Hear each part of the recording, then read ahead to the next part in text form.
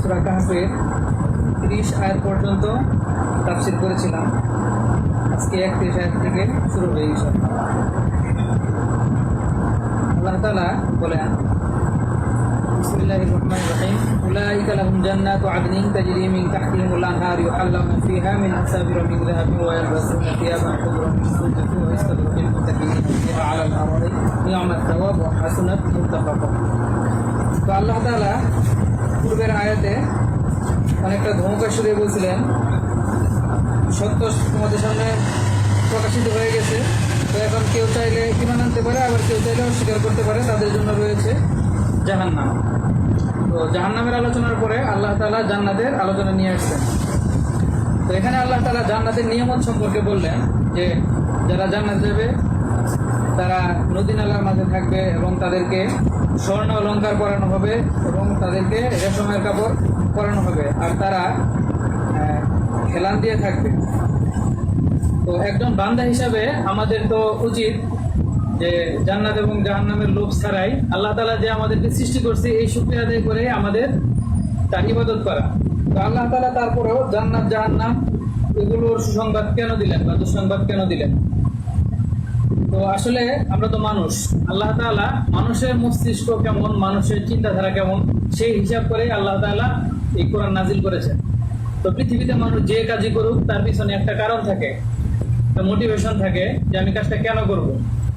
তো প্রথমে মানুষ যাতে এরকম না বলতে পারে যে এগুলা করে লাভ কি, মানে কি এরপরেও বলে যে নামাজ রোজা করে লাভ কি, ইবাদত করে লাভ কি, যাতে এটা না বলতে পারে এই জন্য আল্লাহ তাআলা শুরুতেই এই দুইটা সিস্টেম বলে দিছে। তো মানুষ দুইটা কারণে মূলত কাজ করে, একটা হলো রিওয়ার্ডের কারণে কাজ করে অথবা পানিশমেন্টের কারণে কাজ করে, হয়তো কোনো কিছুর আশায় কাজ করে অথবা কোনো বিপদ থেকে বাঁচার জন্য কাজ করে।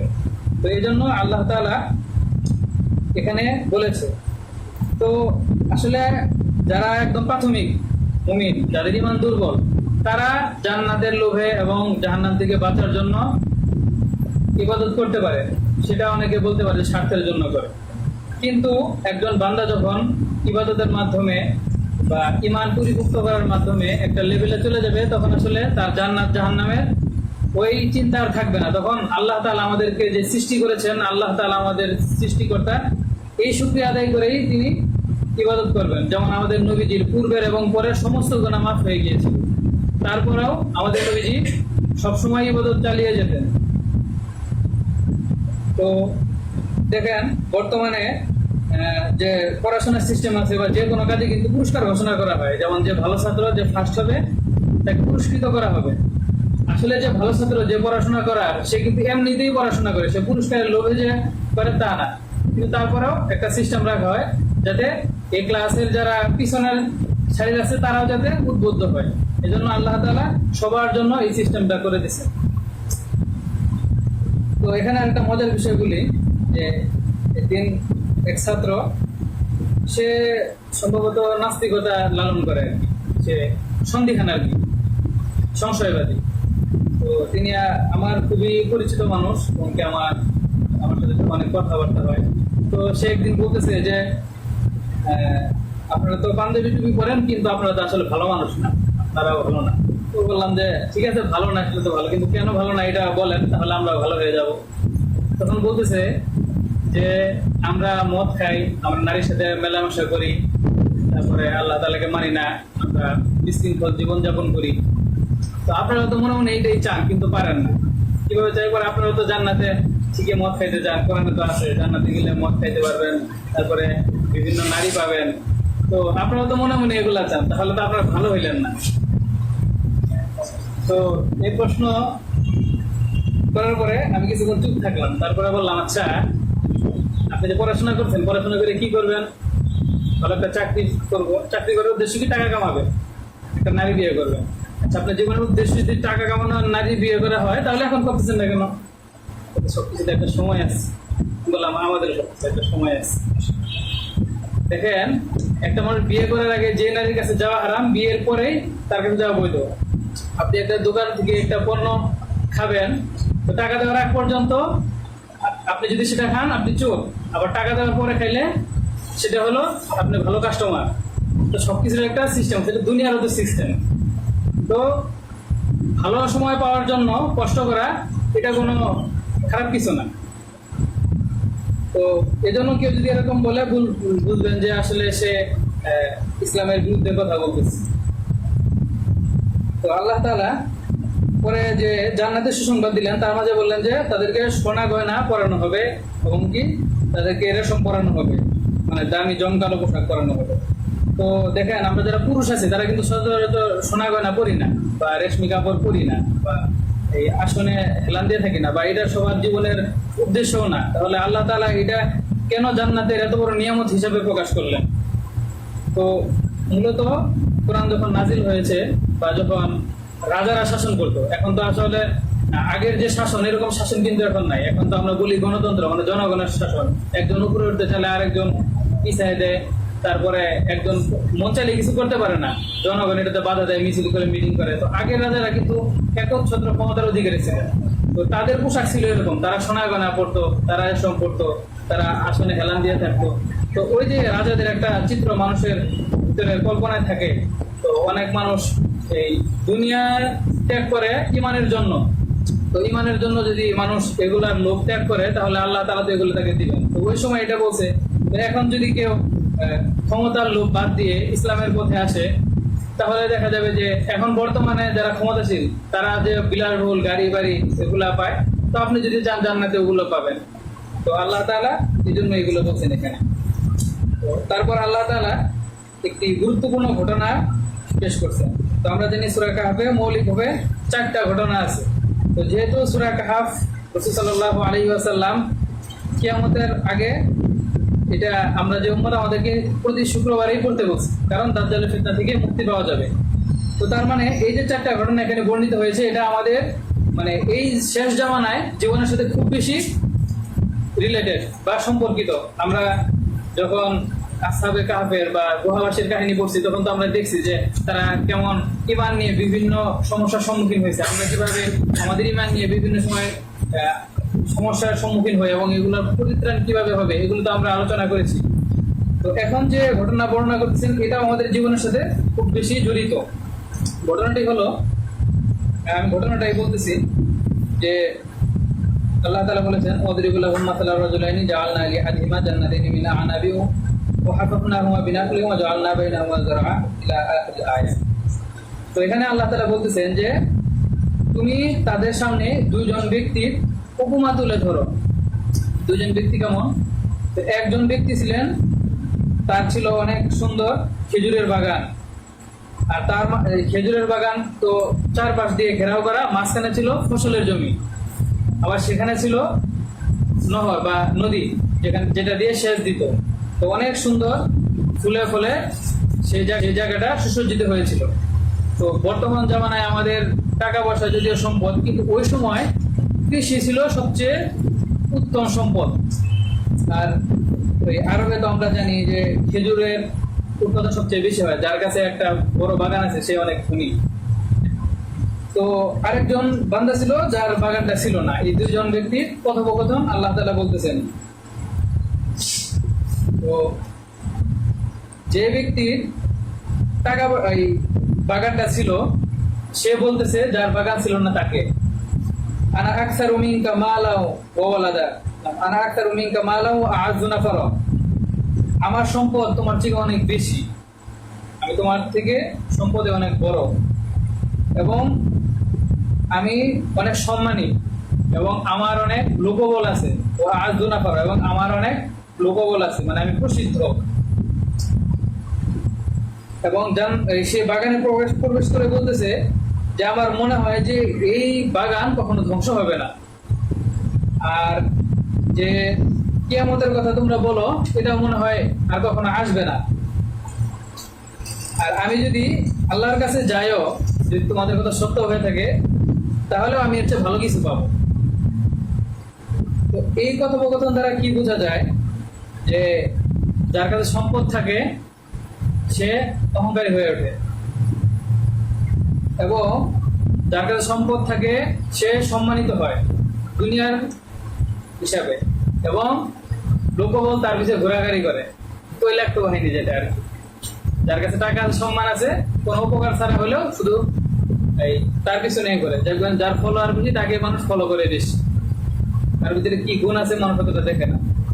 তারপর সে বলতেছে যে মনে হয় এটা কখনো ধ্বংস হবে না, কিয়ামত হবে না, আর আল্লাহর কাছে গেলেও আমি এর চেয়ে ভালো কিছু পাবো। তার মানে মানুষের কাছে যখন সম্পদ থাকে, বেঁচে থাকার মতো বাহ্যিক সরঞ্জাম যখন বেশি থাকে, তখন তার ভিতরে মনে হয় যে এগুলো ধ্বংস হবে না, আমি সহজে মরবো না, এই সম্পদ, এই ক্ষমতা আমাকে চিরকাল বাঁচিয়ে রাখবে।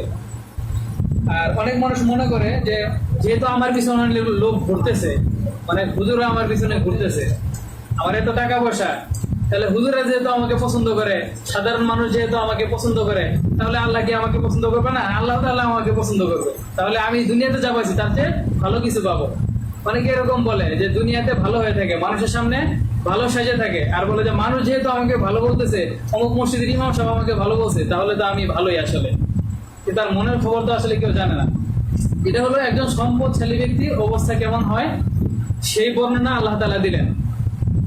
তো যার সম্পদ নাই, সে মুমিন ছিল, সে বলতেছে যে আচ্ছা তুমি কি এমন সৃষ্টিকর্তার সাথে কুফরি করতেছো যে তোমাকে সৃষ্টি করেছে মাটি থেকে এবং শুক্রাণু থেকে, কতবার তোমাকে মানুষ বানিয়েছে,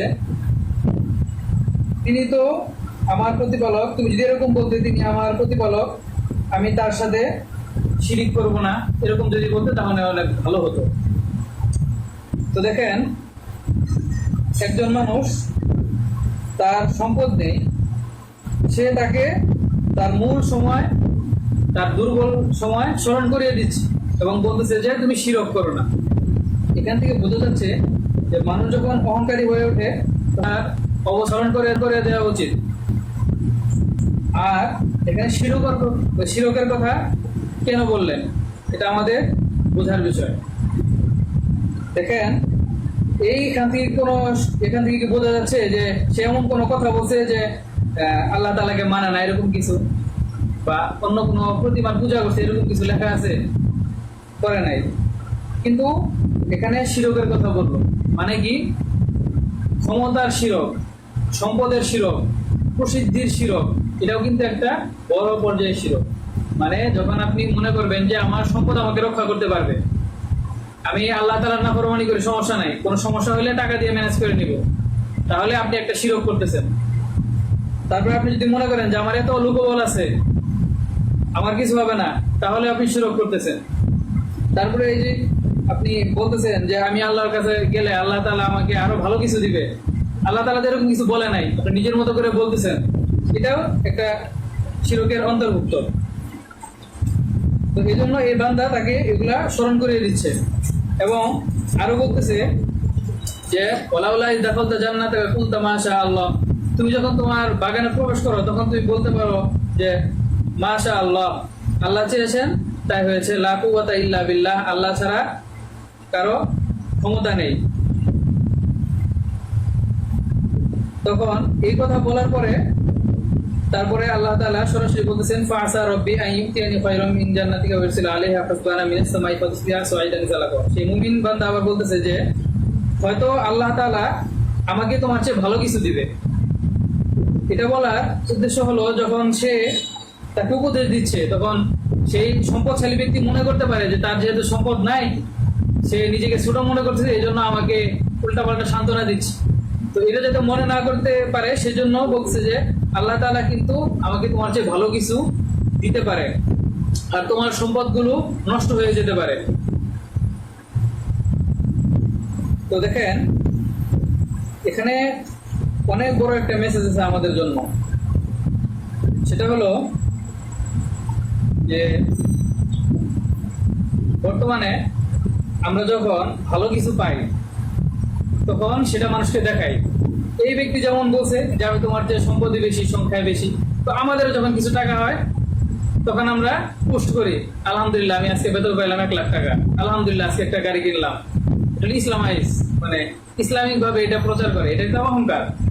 আপনি যখন কোনো কিছু পেয়ে পোস্ট করতেছেন, তো আপনার যারা ফলোয়ার বন্ধু আছে তারা হয়তো আপনার সমপর্যায়ের না, তাহলে আপনার যে প্রসিদ্ধি, আপনার যে অবস্থান, এটা তাকে দেখাচ্ছেন, তাতে সে কি হইতেছে মানসিক ভাবে বা মনোবল তার কমে যাচ্ছে। তখন সে মনে মনে ভাবতেছে যে আল্লাহ তাআলা তাকে দিল, আমাকে দিল না। তো এটা শুধু সম্পদের ক্ষেত্রে থাকলেও হইতো। তো অনেকে দেখা যায় যে হজে যায়, কাবা শরীফের সামনে গিয়েও ছবি দেয়, আলহামদুলিল্লাহ হজ করতেছি, বিমানে ওঠার আগে একবার পোস্ট করে, নামার পরে আরেকবার পোস্ট করে, সে মনে হয় পোস্ট করার জন্যই কাবা শরীফে গেছে, নাউযুবিল্লাহ। তো এই যে সোশিয়াল কম্পারিজন,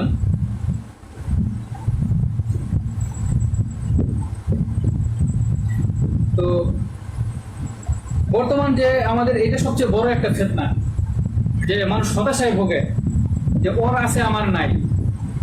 এই যে ফিতনাটা, এই ফিতনাটার কারণে মূলত আমাদের ভিতরে অনেক আত্মহত্যা প্রবণ হয়, অনেকে ডিপ্রেশনে ভোগে, সাধারণ জীবন থেকে চলে যায়। আর সবচেয়ে বড় যে সমস্যাটা হয়, যখন মানুষ সোজা পথে ভালো কিছু করতে পারে না, তখন বাঁকা পথে চলে, শিরকের পথে চলে। যখন দেখে যে আরেকজন ভালো করতেছে, তখন কি করে, সে লবিং করে, টাকা দেয়, ঘুষ দিয়ে সে ভালো কিছু করতে চায়। আবার নারীরা কি করে, তাবিজ কবজ করে যে ওর ছেলে আছে আমার ছেলে নাই, যে কারো ছেলে হয়েছে আলহামদুলিল্লাহ আমার ছেলে হয়েছে, একটু কথা শিখতে আলহামদুলিল্লাহ আমার ছেলে কথা বলা শিখতেছে। তো যার সন্তান নাই তার তো খারাপ লাগে, তখন সে কি করে, কবিরাজের কাছে যায় যে আমাকে একটা ছেলে হওয়ার টোটকা দেন। তো এটা তো একটা শিরক।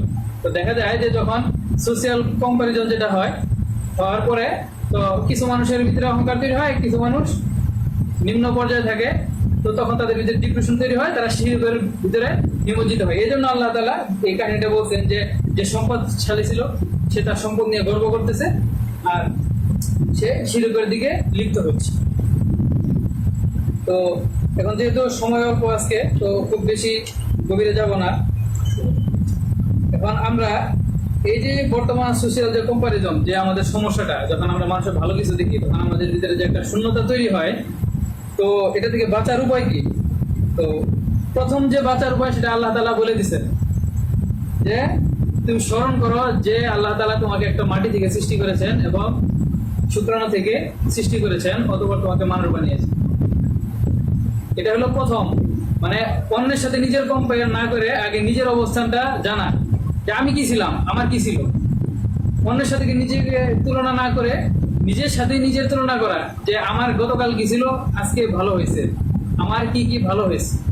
তো এটা আমাদের কল্পনা করতে হবে। আর মানব মস্তিষ্কটা এমন ভাবে তৈরি করা হয়েছে যে মানুষ যখন একটা জিনিস বিশ্বাস করে, তখন এর পক্ষে যা যা আছে সেগুলো তার মস্তিষ্কে আসতে থাকে, এর বিপক্ষে যেগুলো এগুলো চলে যেতে থাকে।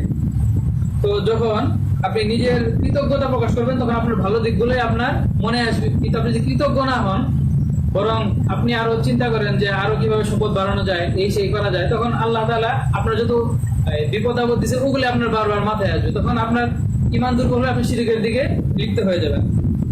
তারপর যাদেরকে আপনার আশেপাশে দেখবেন যারা বেশি শো অফ করে, মানুষ নিজের অহংকার করে কিন্তু আবার আলহামদুলিল্লাহ লিখে দেয়, তো তাদের থেকে দূরে থাকবেন। বর্তমান তো বেশিরভাগ মানুষ সোশ্যাল মিডিয়ায় সময় কাটায়, তো এইসব মানুষকে আনফলো দিয়ে রাখবেন, যাতে করে আপনার শান্তি নষ্ট না হয়।